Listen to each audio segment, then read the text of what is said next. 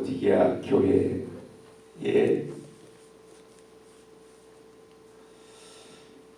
아시아 7교회가 있는데 아시아 7교회 중에 제가 맡은 시간이 2시간이어서 처음 에베소 교회, 마지막 라오디게아 교회 이 2개만 하려고 했습니다. 여러분하고 그렇게 약속을 했습니다. 그래서 오늘은 라오디게아 교회입니다.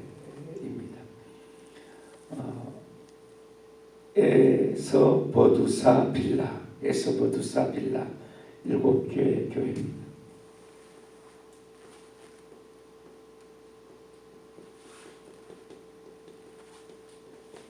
이제 7개 교회는 다 외웠죠. 에서 벌어두었는데 빌려가 버렸다. 에서버두사 빌라. 다 외울 수 있겠죠. 자, 첫날은 에베소 교회 했고 오늘 마지막 라오디게아 교회를 여러분과 함께 나누도록 하겠습니다. 어떻게 지리적 배경을 잠깐 설명했습니다만 오늘 다시 지리적 배경을 설명하면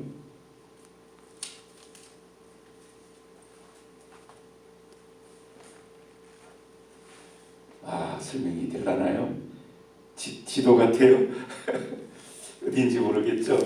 여기를 예루살렘으로 보면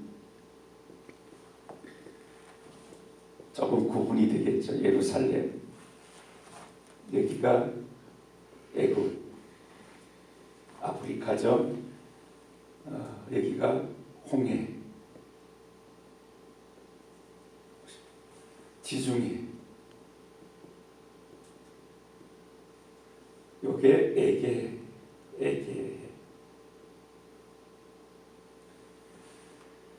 밤모섬이 어디 있느냐면 여기 있어요. 이게 밤모섬에 누가 사도 요한이 유배를 가서 이 밤모섬에서 계시를 받고 아시아 7교회에게 편지를 하는 거죠.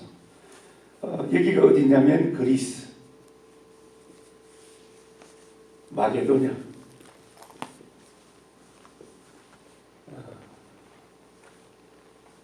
여기 고린도 교회, 고린도,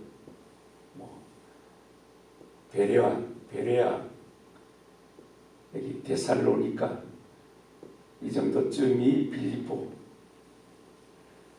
그런데 이 밤모섬에서 계시를 받고 아시아 7교회라고 그러죠. 7교회가 어디 있냐면 이 밤모섬과 가장 가까운 해변에 에베소 교회가 있어요. 에베소, 스무나, 버가모, 두아디리아, 사데, 필라델피아, 라오디게아, 이렇게 7교회가 있어요. 여기를 우리는 소아시아라고 합니다. 소아시아. 이것을 소아시아라고 합니다. 그러면 이쪽 지역은 다 아시아죠. 아시아로. 여기를 어디로 보냐면 터키로. 이 터키 지역, 그리스 지역, 터키 지역. 그러면 이 터키 지역까지 이 지역이 아시아라고 보고 이 위에는 유럽이라고 보면 되겠습니다. 이 밤모섬에서 계시를 받고 주의 명령 따라 이 7개 교회에 편지를 하는, 어저께는 에베소 교회를 했고 오늘은 라오디게아 교회를 여러분과 함께 같이 나누려고 합니다. 틀린 거 없죠? 예. 이 정도로 우리가 기억하시고 한번 라오디게아 교회를 같이 한번 접근해 가도록 하겠습니다.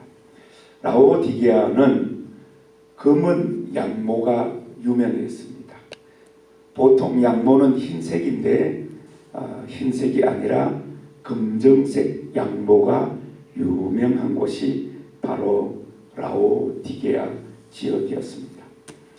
이 라오디게아 이 검은 양모는 왜 기중했느냐면 윤기가 났습니다. 빛이 나고 고급스러운 옷감으로 사용을 했습니다. 그래서 의류 사업이 굉장히 번창을 했습니다. 많은 사람들이 바로 이 검은 양모를 수입해 갖고 또 검은 양모로 만든 옷들을 수입해 갔습니다. 그러는 바람에 매우 부유한 도시였고 많은 돈이 이곳에 몰리다 보니까 금융 사업이 번창을 했습니다. 그리고 또 하나가 뭐냐면 의료 사업이 번창을 했습니다. 병원 시설이 좋았고요. 특별히 유명한 안약이 있는데 그 유명한 안약이 부르기아 안약입니다. 이 부르기아 안약은 너무너무 유명해서 세계에 수출을 할 뿐만 아니라 이 부르기아 안약을 바르면 눈이 났습니다. 그래서 유명한 약품이 바로 이 부르기아 안약입니다. 이것이 라오디게아 산으로 유명한 겁니다.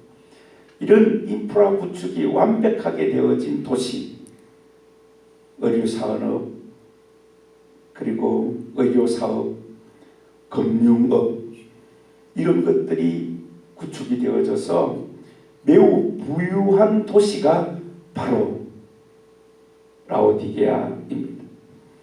라오디게아가 얼마나 부유했느냐면 AD 61년경에 대지진이 로마 전역에 일어났는데 각 지역마다 얼마나 많이 파괴되었는지 재난지원금을 각 지역, 각 도시마다 지원금을 줬습니다. 재난지원금. 우리도 받아봤죠. 개인으로 많은 돈을 우리가 받고 있는데 경기도 지역은 또 준답니다. 또 준다는데 10만 원씩 준다니까 애게게 그거 답니다. 별로 뭐 관심은 없지만 그래도 준다니까 빨리 받아야 되겠다. 그런 생각을 가집니다. 받아야 되겠지요. 받아야만 합니다. 그걸 받으려고 길을 쓰고 있죠. 저도 길을 쓸 것까지는 없지만 그 받는데 관심이 굉장히 많습니다. 그래서 각 지역마다 재난지원금이 다 분배되었습니다. 다 분배되었는데 이 라오디게아 지역은 재난지원금을 안 받겠다. 안 받겠다. 그만큼 부유했습니다. 자기들이 가진 돈이 너무 많기 때문에 이 사람들은 재난지원금 안 받겠다. 이렇게 했습니다. 그러니까 이런 부자들이 구성이 되어서 그 부자들에 의해서 교회가 유지를 하고 있고 교회가 교인들이 구성이 되어 있단 말이에요. 그러니까 부유합니다. 굉장히 부유한 도시가 바로 라오디게아입니다. 이렇게 풍족한 도시였던 이곳 제 주님의 말씀이 들립니다. 17절에 보면 이렇게 말합니다. 같이 한번 읽을까요? 내가 말하기를 나는 부자라 부유하여 부족한 것이 없다. 이렇게 말할 잠깐만요. 이렇게 말할 정도로 나는 부자다. 부족한 것이 없다.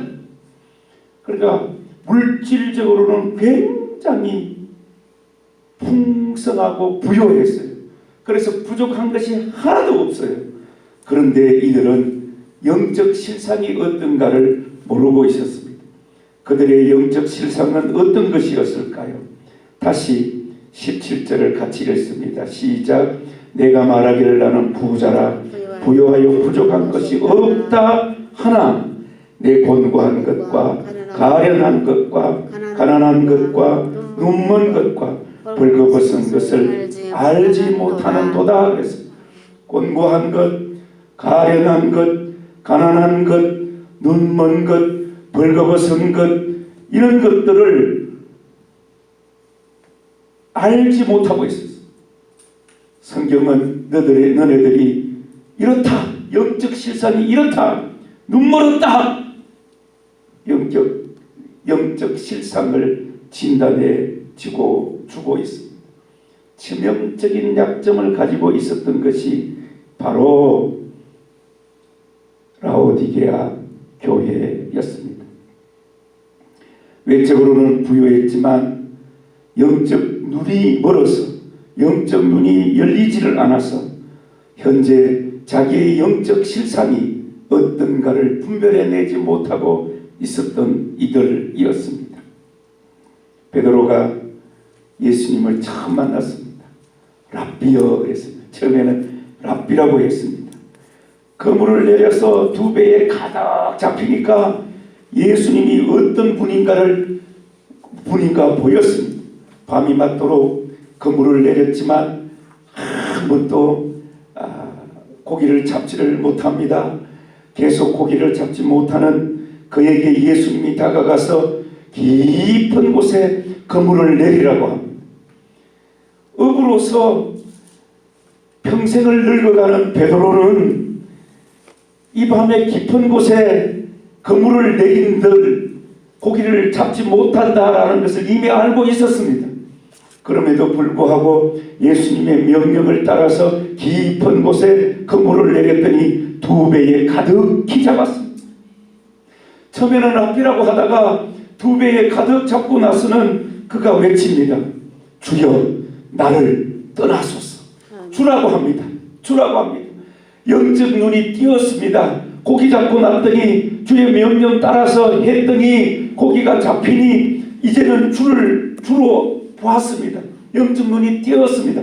그래서 주여 나를 떠나소서. 나는 죄인입니다. 자기가 죄인인 것을 깨닫게 됩니다. 아멘. 사도 바울은 율법에 흠이 없는 사람이었습니다. 사도 바울은 율법에 흠이 없어서 율법에 흠 없는 자로 당당했습니다. 그래서 예수 그리스도를 믿는 사람들을 처단하고 그들을 죽이는 일을 밥 먹듯이 했습니다. 그렇게 사는 이었습니다. 그리고 그는 당연히 이것이 당연하고 이것이 바른 길이라고 생각했습니다. 그러나 다메섹 도상에서 주님을 만났습니다. 빛 가운데 만났습니다. 빛 가운데 주님을 만나고 나니까 오히려 육체적 눈은 멀어버렸습니다. 눈이 이제 그때부터 잘 보이지를 않습니다. 주님을 만나고 빛의 주님을 만나고 그 이후로 눈이 이상해져 버렸습니다. 그런데 그는 영적인 눈은 떴습니다. 예수를 만났습니다. 아멘. 내 하는 이 일이 괴수의 일인 것을 알았습니다. 그리고 그 다음부터는 예수를 증거하는 사람으로 목숨을 걸고 사울이 바울로 변하여 복음 전합니다. 아멘. 4차 전도 여행을 떠납니다. 전 세계를 다니면서 복음을 전한단 말입니다. 그래서 3차 전도 여행 때에는 에베소 교회를 세우고 에베소 교회를 세우고 그곳에서 3년을 목회하면서 에베소 교회를 관리합니다.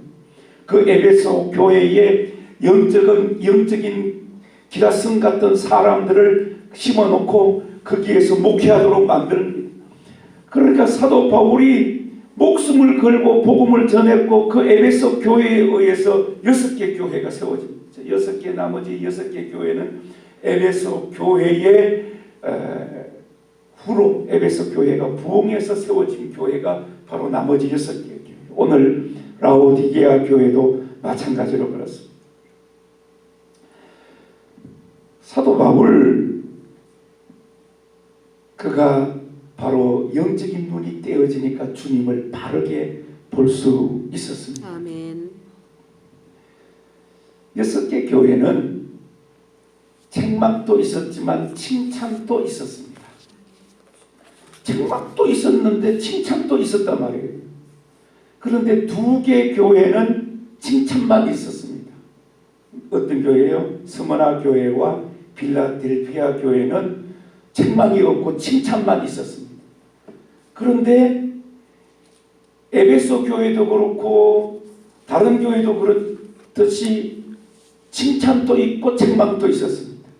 그런데 오늘 이 마지막 교회 두아디라 교회는 칭찬이 없습니다. 책망만 있습니다. 여기에 문제가 있습니다.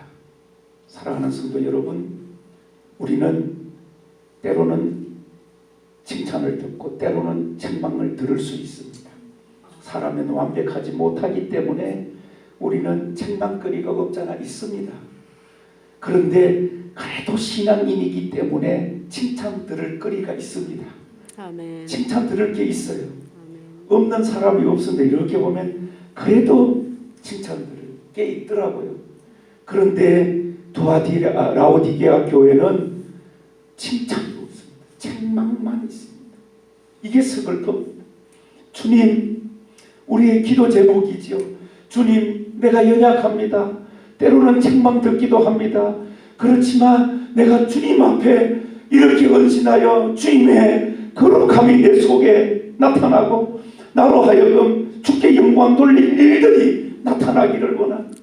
그래서 내가 헌신하는 게 있지 않습니까? 그래서 주님 앞에 칭찬 듣는 게 있지 않습니까?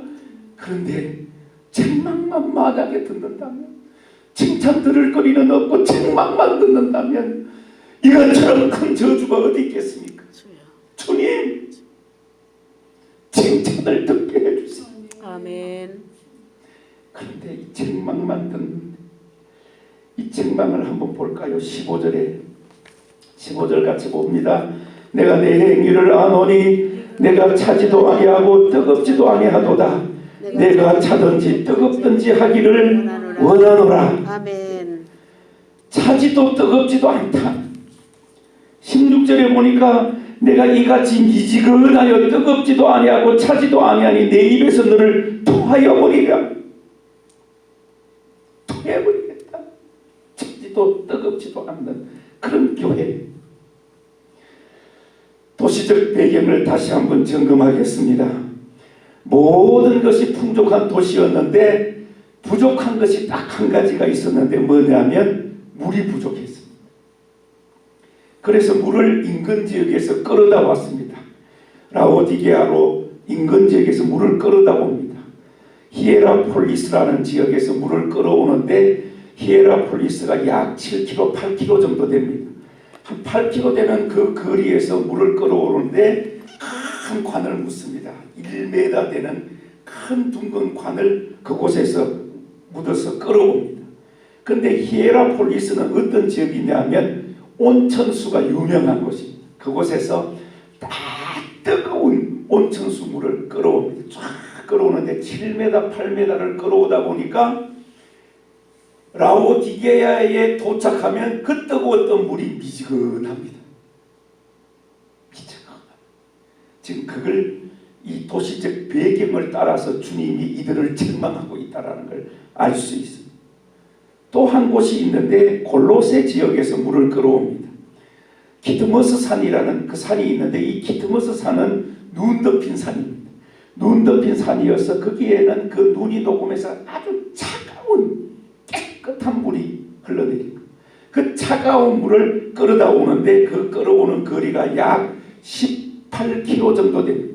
18km 정도에서 물을 끌어오는데 차가운 물을 쫙 끌어오는데 한 18km를 오다 보니까 그 차가웠던 물이 미지근하게 됩니다.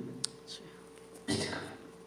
그러니까 꼭 이 라오디게아 교인들의 상태가 뭐냐면 물과 같아. 이 물과 같아 이거예요. 미지근하다. 다른 말로 번역을 했는데 다른 말로 번역하면 이 번역이 어떻게 쓰여졌냐면 구역질 난다. 차지도 않고 뜨겁지도 않고 미지근하니까 구역질 난다 이겁니다. 여러분 차다라는 말은 뭘까요? 차갑다라는 말은 지각적인 냉철함을 이야기하고 있고 뜨겁다라는 말은 뜨거운 헌신적인 것을 이야기하고 있습니다. 신앙에 있어서 뜨거운 면, 헌신적인 면이 있어야 되고 신앙에는 차가운 면, 냉철함이 있어서 분별할 줄 아는 분별력이 있어야 돼요. 아멘. 그래서 우리는 미지근하는 구역질나는 토해버리고 싶은 상태의 영적인 상태가 아니라 우리는 어떤 상태, 뜨겁든지 차갑든지 냉철하든지 헌신적이든지 해서 우리가 주의 일에 열정적인 사람이 되어야 합니다. 이것도 아니고 저것도 아니고 토해버리고 싶은 이런 상태, 이 미지근한 상태는 왜 되었을까? 이 라오디게아 교회 이 교인들은 왜 이런 상태가 되었을까요? 그 이유는 딱 하나 먼저 꼽습니다. 그 뭐예요? 부요함 때문에 오는, 부요함이 오랫동안 지속이 되니까, 부요함이 오랫동안 지속이 되니까 오는 현상, 이제 이게 미시건함입니다. 비록 기도 안 해도, 뜨겁게 가서 헌신 안 해도 부요하니까 있는 것으로 얼마든지 자기 하고 싶은 대로 다 할 수 있었으니 신앙적으로는 뜨거울 필요가 없었던 그런 시. 유럽이 그렇습니다.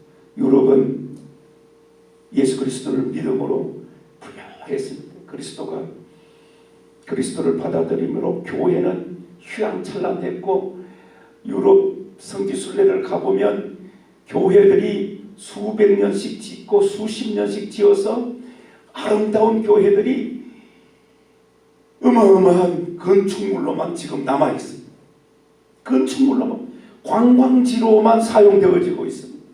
예배의 처소가 아니라 이제는 관광지가 되어버렸습니다. 유럽이 그렇게 부유해서 돈 많았기 때문에 그 많은 돈으로 신앙이 열심히 얻고 뜨거울 때는 어마어마한 성전을 지었습니다.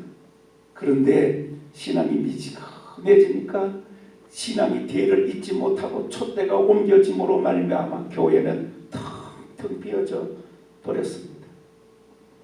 우리나라 경제가 올라갑니다. 사람들이 살기가 괜찮아졌습니다. 이 나라 또한 그런 현상이 오고 있습니다. 믿음이 식었습니다. 옛날에는 교회에 십자가만 꽂아도 성도들이 모여들었고, 비닐하우스에 가만히 떼기 깔아놓고 그렇게 예배드렸지 않습니까? 저도 처음 개척할 때 온전한 윗건물을 빌릴 수 없어서 지하 25평 빌리고 거기에 장판 깔고 의자를 놓을 수가 없어서 방석 깔고 사택을 얻을 수가 없어서 지하 교회방 옆에들 이렇게 막아서 방 2칸 만들어 놓고 화장실은 1층으로 가야 되고 그런 시절. 문이라고는 요즘처럼 좋은 고급 문이 아니라 그 지하실 계단 한 칸을 내려오면 저런 나무 문으로 되어 있어서 문을 열면 비그득 소리가 나고, 처음 개척할 때 84년 1월 1일 제가 처음 개척 시작했을 때가 84년 1월 1일 신학 졸업하고 84년도 1월 1일이 주일날이니까 이 날을 놓칠 수가 없다. 나를 위하여 준 날이다. 새해의 첫날이 주님의 날이니까 이것처럼 좋은 날이 어디 있냐. 이 날을 내가 예배해야 되겠다. 그래가지고 창립 예배를 84년 1월 1일 면목 1동에서 면목 7동에서 면목동에서 예배를 시작하는, 축하해주기 위해서 100여 명이 여기 몰려들었어요. 그래서 축하해주고 다 떠나버렸는데 저녁 예배를 드리려고 하니까 아무도 없어요. 누구도 안 와요. 누가 와. 저희 어머니도 예수를 그때는 안 믿었거든요. 그러니까 장가도 안 갔죠. 방석 깔아놓고 설교했어. 용감하죠? 근데 방석 깔아놓고 설교하는 것도 한두 번이지 몇 주 지나니까 도저히 못하겠더라고요. 그래서 강단에 주일이 됐어요. 강단에 무릎을 꿇고 기도하면서, 하나님, 오늘은 예배 드릴 사람 한 명이라도 보내주십시오. 그리고 기도를 열심히 하고 있는데 문 소리가 삐그덕 하고 나는 거예요. 그러니까 얼마나 좋아. 하나님, 한 명을 보내줘서 고맙습니다. 기도를 역시 들어주시군요. 오늘 내가 설교를 멋지게 하겠습니다. 그러고는 또 쭉 가지 시간이 남았으니까 하고 있는데 또 삐그덕 소리가 또 나는 거야. 하나님, 2명을 보내주셨군요. 너무너무 감사해서 이제 시간이 되어서 예배